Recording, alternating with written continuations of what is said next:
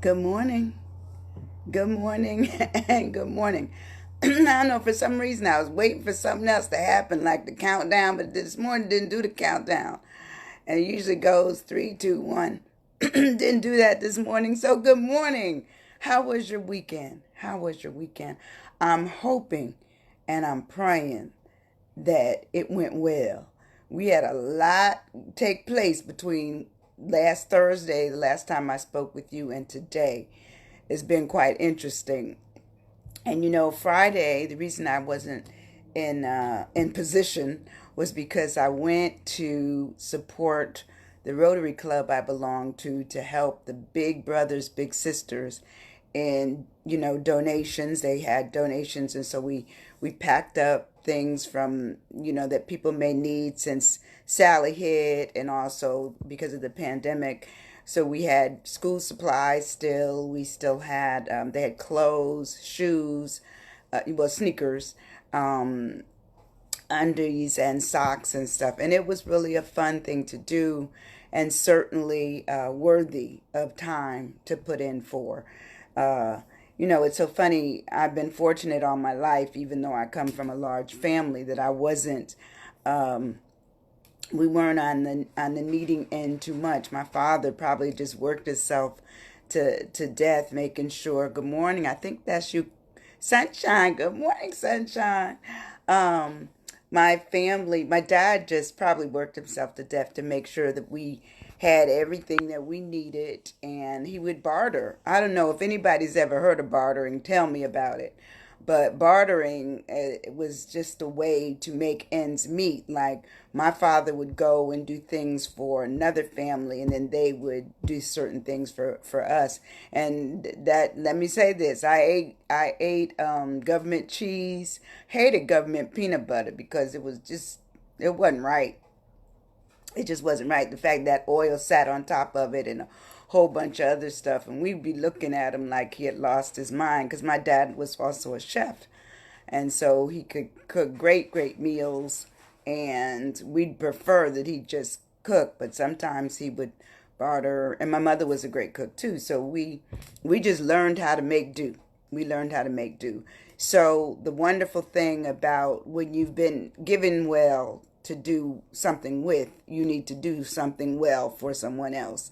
And that's just what happened. I just enjoyed it Friday, just doing that for the people that were going to come. And it was actually, families that they took care of the adults and the children in the family. So these were, nice size bags of stuff. So it was really a wonderful thing.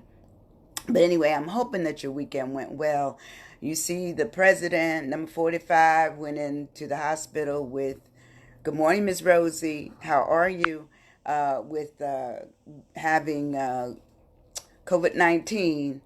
And I don't know. It's really something to watch, what happens after someone as it's in such a powerful position, what takes place, and of course last night I watched as they were discussing the fact that he, while in the hospital, he actually took a motorcade ride and to say hello to his constituents. um, it's just interesting stuff, the fact that I just know it's a disease that just says that if you've been around somebody that they have it, then you've been exposed, so therefore you should step back, quarantine yourself. Anyway, I just wish the best for everybody along that route there. Good morning, Mr. Maurice. So happy that you're with us. And today, you know what, I just had it on my mind. Actually, I had written this last week. Um, and it's all about only. The fact that sometimes only just puts us in a position to say we're all we have. And we're not going to be like the president. We're not going to be like a pope. We're not going to be like, any other famous person that has so many people that can help them. Sometimes we have to realize that we are in our situations by ourselves. we don't have anyone to really lean on, at least to start with, but ourselves. Now, we may have people we can ask for help, and if they're available, they may help us. But we sometimes have to deal with what only is. Only means it may just be us. That means, it's going to be me, it's going to be you, going to be her, going to be him, and everybody just doesn't eat off the same plate, not requiring the same things. So that's what makes this interesting, because even though we know that this ailment is out there, we have to be the one who says, I'm going to take care of myself. And so therefore I'm going to mask up. I'm going to put on my gloves. I'm going to, do the things that say that I'm making myself safe, which also makes other people safe or safer. Large congregations, all those kind of things, large gatherings, just place us in a position where we're vulnerable. We can be very vulnerable. But anyway, we're going to talk about only this morning. But before I do that, I'm going to ask you one question. Are you stuck? Heck yeah. Periodically, we're all going to be stuck. We're going to be stuck on everything we can possibly think of, and some of the things that we couldn't, because I know I've been hit a few times with some things I didn't even know were an issue. And sometimes that's how life hits us. We don't know anything. It just comes out of left field and we're presented with it. But we have to learn about what our only does with that. How do we deal with it? What are our steps? How are our steps ordered? How are they ordered? How do we deal with them? So this morning we're going to discuss only. And we're going to start with a poem by James T. Moore. That's James T. Moore, not my poem. And this morning I don't need my glasses. And when I printed it out, it had such big letters. I said, I don't need glasses for that. So anyway, it says one and only you. It says every single blade of grass and every flake of snow is just a wee bit different. There's no two alike, From something small like grains of sand to each gigantic star, all were made with this in mind, to be just what they are. How foolish then to imitate, how useless to pretend, since each of us comes from, turn the page, mind, whose ideals never end. There only be just one of me to show what I can do, and you should likewise feel very proud. There's only one of you. That is where it all starts, with you, a wonderful, unlimited human being. You. So only you just says this, that. There's only one of us. Now you can have some people imitate what you do. You can have some people copy your words. I remember when I used to work in a job, and I've always been somebody who loved words, and I just wasn't good at words when I was younger. So when I got to the point where I could read, then I started investigating. So, I'd always sit down with a book. My mother said, why don't you go play or something? No, I wanted to learn some words, and words I didn't know, then I'd go get the dictionary. And so that after a while, good morning, Joan. After a while, I got to be okay with that, pretty good with it. And so the fact is that words to me always make it where you can explain yourself in more than one way, but it's still you. It's your words. And so when I worked in this job, I would always say things a certain way. And next thing I'd go to, other people's presentations, and the same words that I said, they took it up and they were saying them. So then I'd switch to something else. And sure enough, somebody else was saying the same way that I just said it. I said, okay, all right. So I must be a little trendsetter. After a while, you just have to say, there's only me. So even the delivery of the words that I was saying were not the same, because there's only you. There's only one of us, only. People imitate. People take what you have. They steal, They steal your words, your style, your walk, your talk. They steal everything. They steal it. Okay? But guess what? There's still only you. So you're going to deliver your stuff the way you're supposed to deliver it. Other people will deliver their thing, even if it's stolen, words, clothes, actions. They're going to take it. Let them have it. Let them have it. No big deal. Just no big deal. My nose is running this morning. My eye. Okay. So only. What does only speak to? It says only. No one or nothing more besides. It says solely or exclusively. That is only. It's solely and exclusively. And it says at best and at most. It is basically the sole, the single, the one and the only, the solitary, the lone, the unique. How many of you are unique? If you think you're unique, put it in there. I think I'm pretty unique. It says it's the exclusive, the individual, the alone, the isolated. Sometimes we have to isolate ourselves to even get a sense of purpose. Okay? It says the particular, the unaccompanied, the once in a lifetime, the one shot. It says the distinct, the sole, the definite, and the singular. All of those speak to what only is. And sometimes we don't need others. We need to be only walking our walk, only talking our talk, only dressing our way, only living our life. But a lot of times we allow people to come in and say, hey, look, I want you to do this. I want you to wear that. I want you to go here. I want you to say this. And we do it. Good morning, Miss Janice. And we do it. We do it. And sometimes it's okay because we do want to live. We realize we live in the world not as just by ourselves. We're not in this world alone. But sometimes we need to be alone, to think alone, to speak alone, to hear alone, to talk to God alone. All the alones is okay.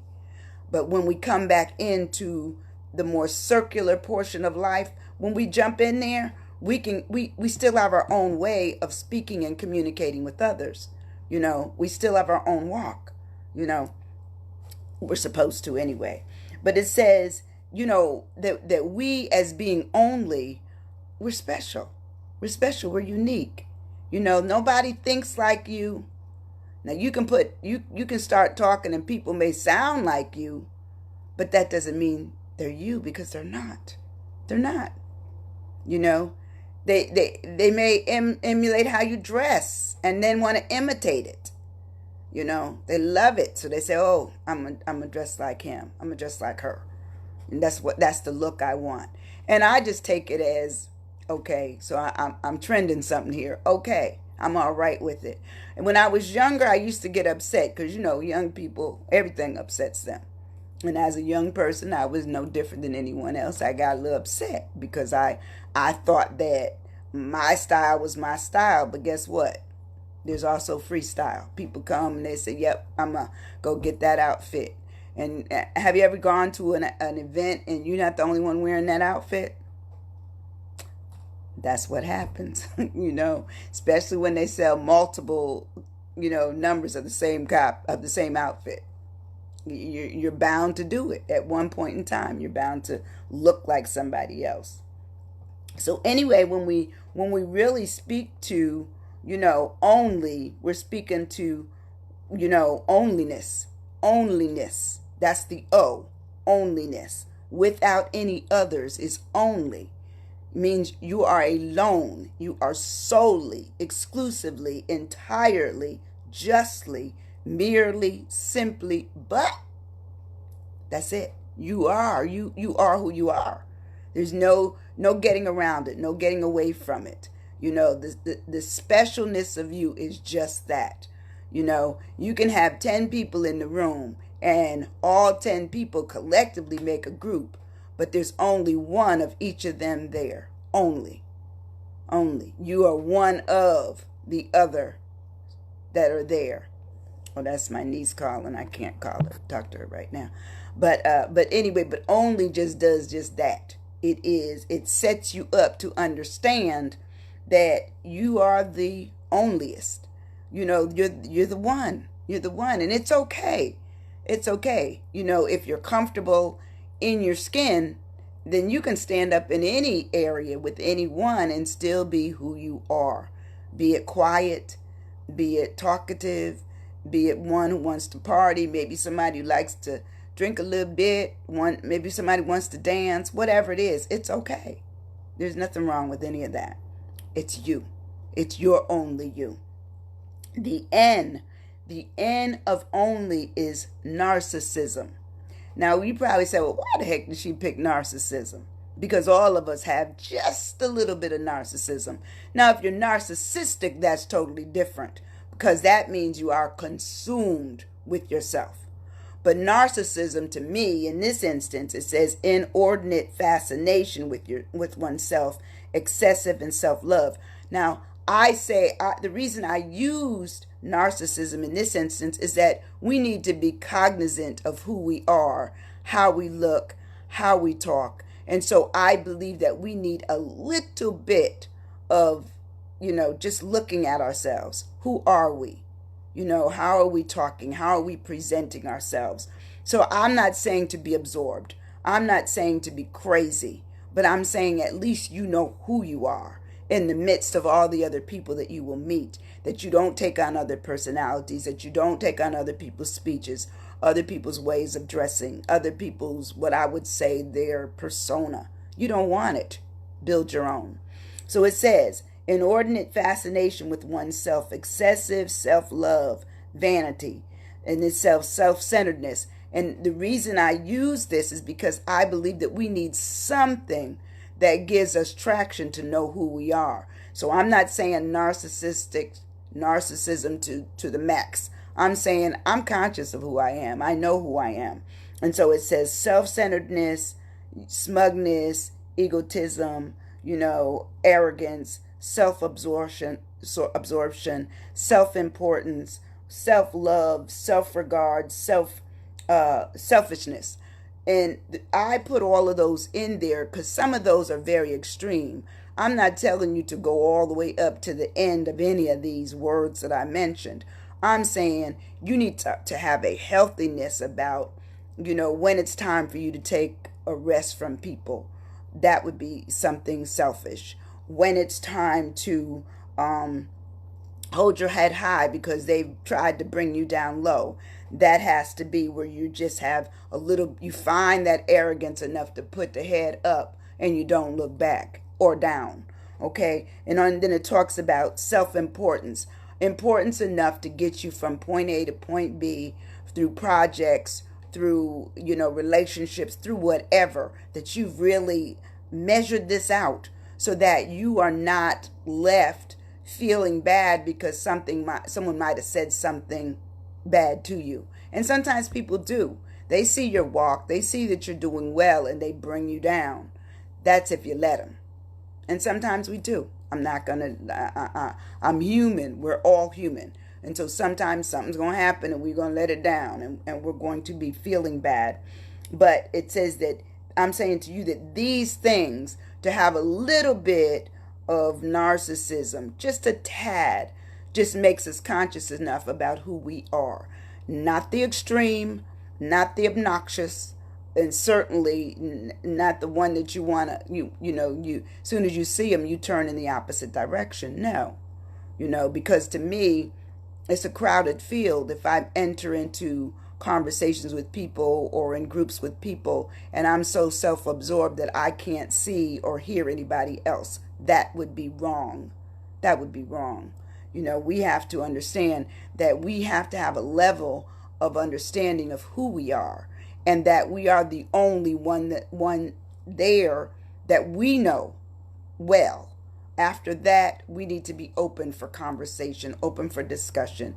And then if we think we figured somebody else out who may be on the extreme end of narcissism, you do what you want if you want to stay in their presence. But a lot of times, most people are running for the hills or trying to get away from all of that. The L of only is loneness. Loneness. Loneness. And loneness is the state of being alone. And sometimes it could be loneliness, and sometimes it could be, solitariness. So therefore it just says that sometimes we just have ourselves in a position where we're by ourselves.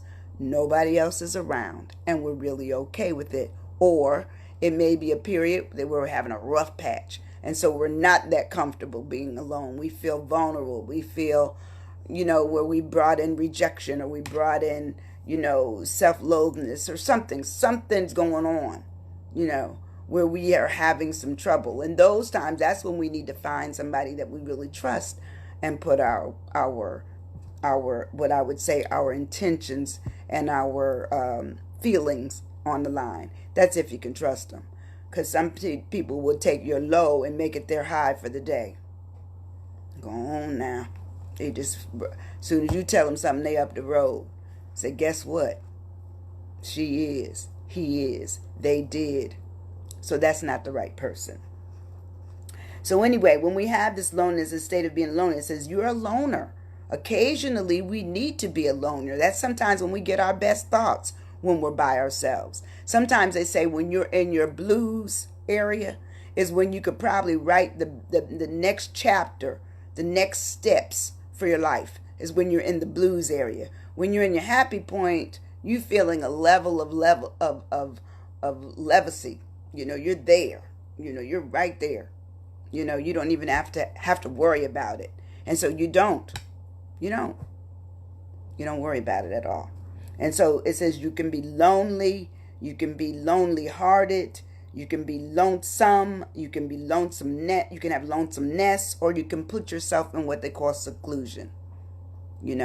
And let's face it, people who stay in seclusion, when they come out, if they do, they've lived by themselves so long that they're more comfortable being alone than with others. So only it has its good, and if you stay too long, it has its bad. It just does. It just makes you feel like you don't need anybody else. And we all need people. Eventually, we all will need somebody. We can't do everything all by ourselves.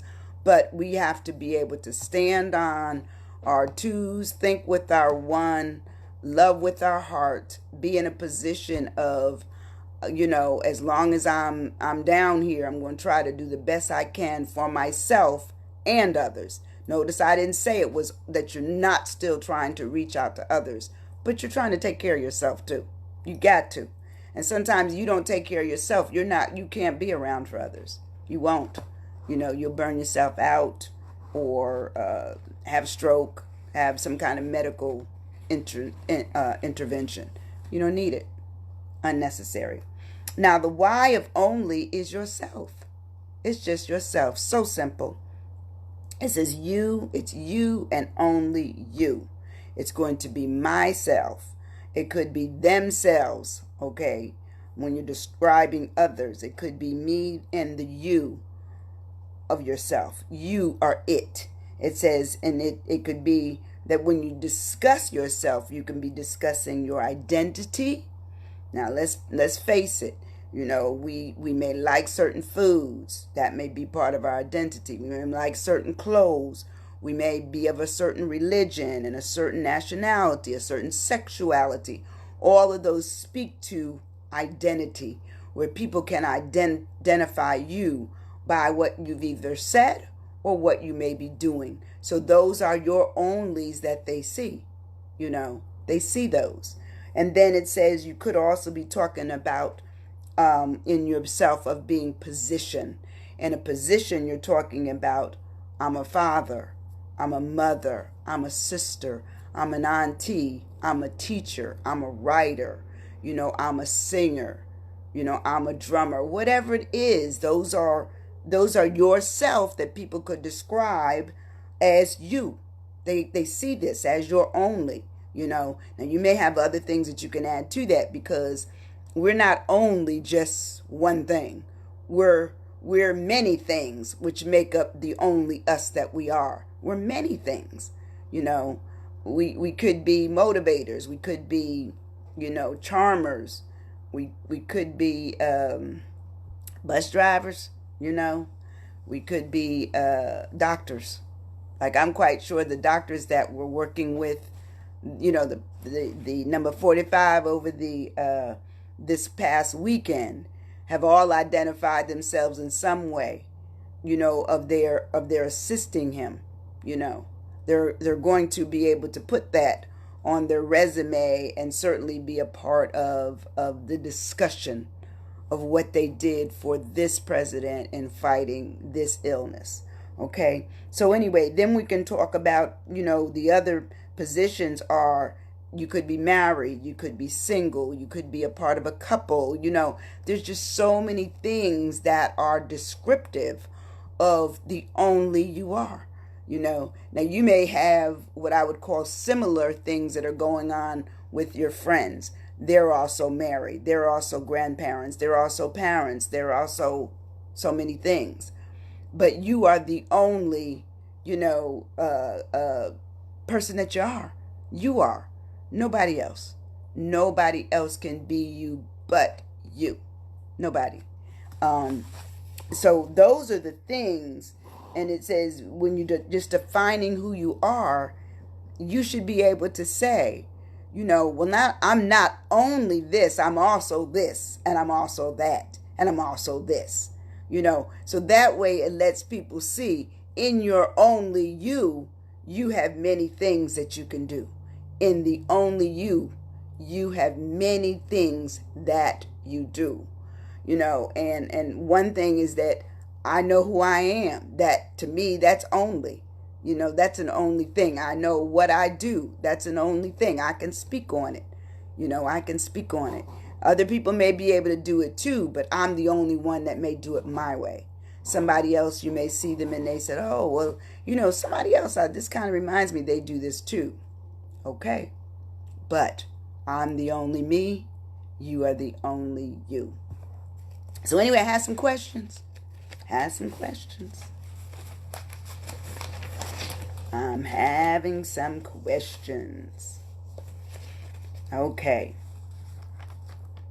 Describe who you are in your only. Describe who you are in your only. In fact, if you were to write one word in there, what would you say about your only? I'm only this. My only is. Describe it. Can you do that? Number 2, if you were going to describe your an occasional, limited, narcissistic, narcissism, not narcissistic, narcissism view, what would it be? I take time, making sure that, I do certain things before I go out. I dress a certain way. I speak a certain way. I write, for an hour a day, whatever it is. Put that down. And then looking at the next one is, what is your state of aloneness? Are you okay with it occasionally? How many of you don't like being alone? Write it in there. Me. Okay. I'm with you, Maurice. Me. How many of you don't like being alone? Write it in there. Be honest if you don't like being alone. Some people I know do not like being alone. Not, in the pandemic, not the pandemic, but well, for some people, they said the pandemic has certainly pushed them further along into depression because they don't like it. They love being, social and out and about. And so that's put a damper on it. And then, for those of us who were in Sally's aftermath, that was another way for people to identify the fact that that was a rough patch for them. Now I even have to admit that I don't mind being alone. I don't mind. I love writing and stuff, but what was making me upset was the fact that I didn't have any electricity so I can see to write. There's only so much you can do up until like 6:20 in the evening, and after that you are on your own. You must find some light someplace in the house, And I found this light, which I feel was really great. And I went back looking for them, and you can't find them anymore. But they're by GE, and it's just a little Looks like you just press it, put your finger on it, and it comes on and it illuminates the entire room. But let's see. Joan says, yes, occasionally. Only okay with it. Me too. Not knowing how long I will be alone. Okay. All right. Yeah, because sometimes you don't know how long you'll be alone. That's true. I don't, as I said, I don't mind being alone. And the wonderful thing is that most people, except for trying to get phones charged, during Sally's aftermath, you still were able to keep track of people and try to contact them if they had power. And I would see all of our neighbors go into their cars like I was doing to power up my phone. But I see it to be that way. And the last question is, if you were to identify someone close to you and understand and them and their understanding of themselves, what would you say their major only is? If you were to identify somebody where they've made it, over the top. Like I look at Maurice from now on, as far as I'm concerned, I will always see him as the head usher, only because he does this weekly ushering in his house, where he does it as a video, and it's the usher that kind of acts up during pandemic, and it's wonderful. It's all the things that generally have happened to those of us in church, and go on a regular basis. In fact, 2 weeks ago, I think it was, where as he was passing around the plate, someone didn't put money in. They took it out. I thought that was so funny. So it's how you make it yours. So he's made this. So as far as I'm concerned, every time I see him, I have a tickle, coming on, because I've now associated him with, that's one of his onlys. That's one of the things that I have already given him. That's his. I could never do that.